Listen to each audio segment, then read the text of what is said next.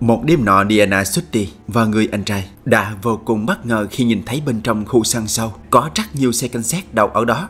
What the hell?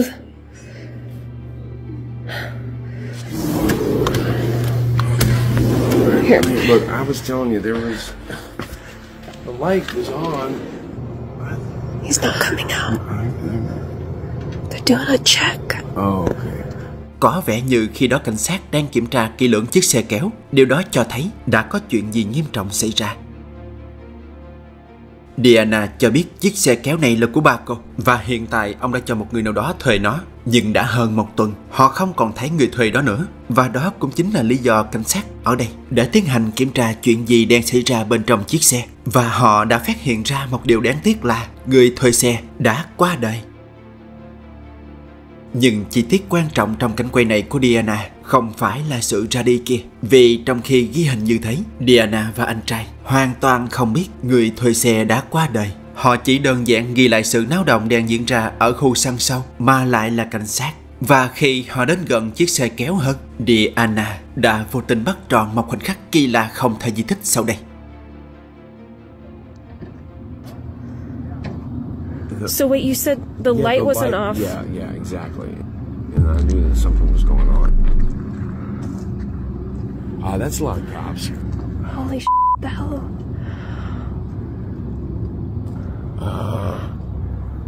Why look at the window?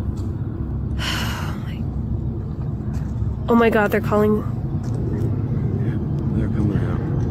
Are they calling something in? They're going back over. What was Tom doing?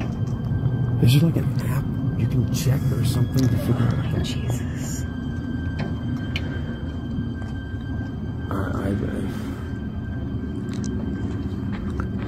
That was okay. Sorry.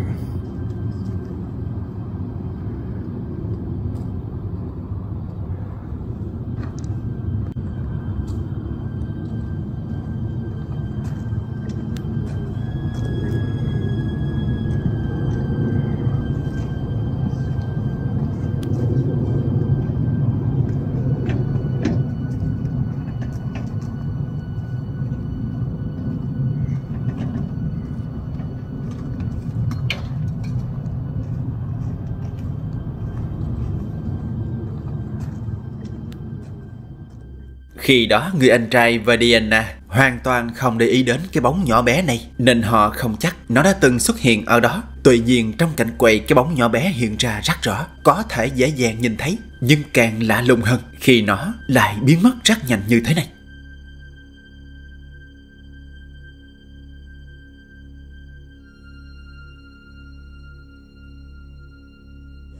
Exactly. And I knew something was going on. That's a lot of cops. Bằng một cách bí ẩn nào đó, khi người cảnh sát kia vừa đi qua thì cái bóng đó nó cũng biến mất theo.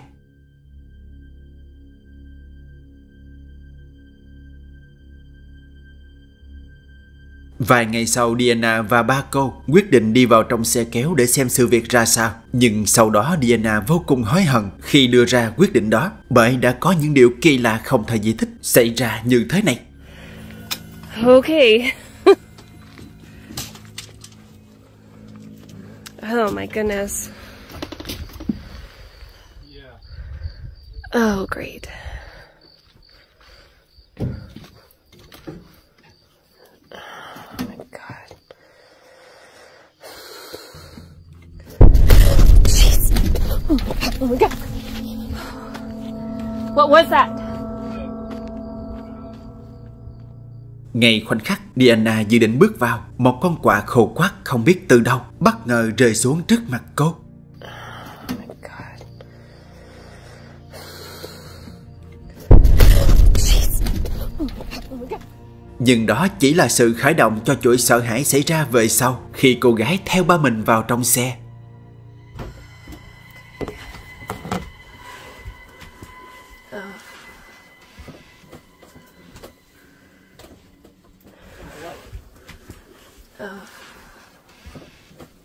Whoa. Wait a minute. Oh, Jesus. Wait, did this guy have a kid? What is this? Yeah, this kid died too, like, I don't know, before. Long time ago. Khi nhìn thấy dấu tay trẻ con trên cánh cửa tủ lạnh, Diana cảm thấy lạnh người vì cô mơ hồ nhận ra sự xuất hiện của bóng đèn nhỏ bé đêm hôm trước. Nó có liên quan đến những dấu tay này và rất có thể đó là linh hồn đứa con của người thuê xe. Nhưng sự hiện ra đó muốn nói lên điều gì? Diana không rõ.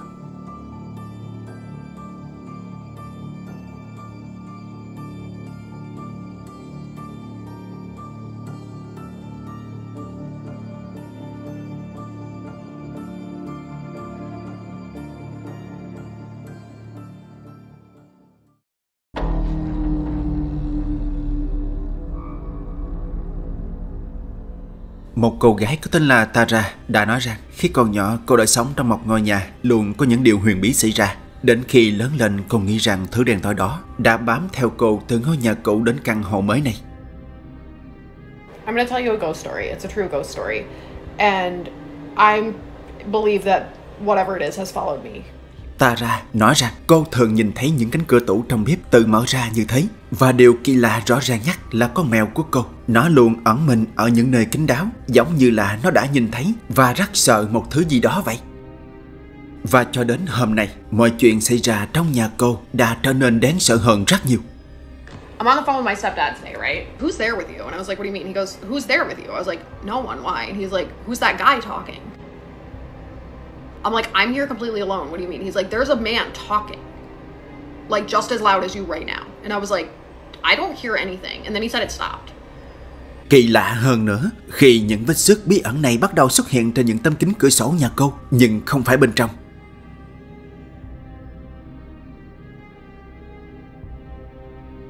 Một thời gian sau, những vết xước bí ẩn kia xuất hiện ngày một nhiều hơn, và lần này nó xuất hiện bên ngoài cửa sổ trên tầng 2. So bad news, there's new scratches. Again, these are on the outside of the windows, and I'm on the second floor. You can tell me what you think it says. Let me get a good angle here.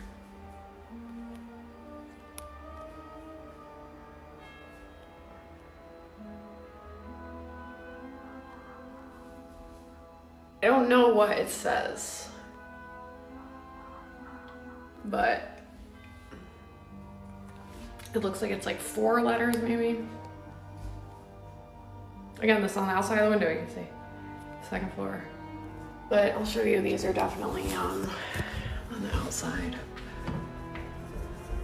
of the window because I can wipe and wipe and wipe and they're 100% on the outside. So, the only other like weird-ish thing to note is I've been hearing like loud noises.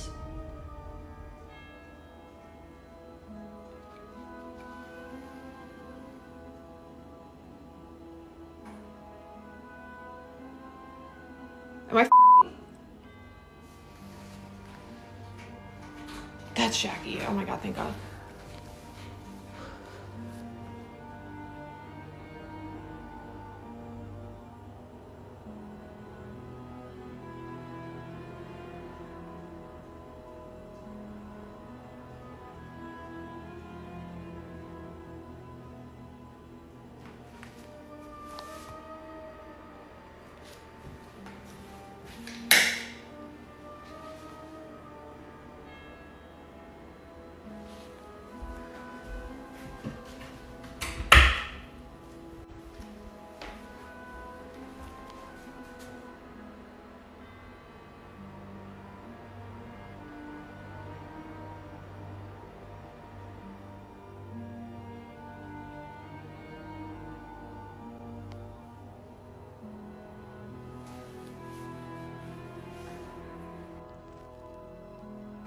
Oh my god, Jackie! I'm sorry, dude. You just scared the holy shit out of me. Trong khi đang bàn luận về những vết xước thì tự nhiên cánh cửa tủ trong căn bếp nhẹ nhẹ mở ra. Và khi nhìn vào những biểu cảm của Tara, bạn cũng thấy nó như kiểu chuyện quái gì vừa xảy ra vậy. Đến tận bây giờ những hoạt động kỳ bí kia vẫn đang xảy ra trong căn hộ mới của cô. Nếu quan tâm, bạn có thể tìm đến trang cá nhân của Tara để xem được chi tiết hơn nha.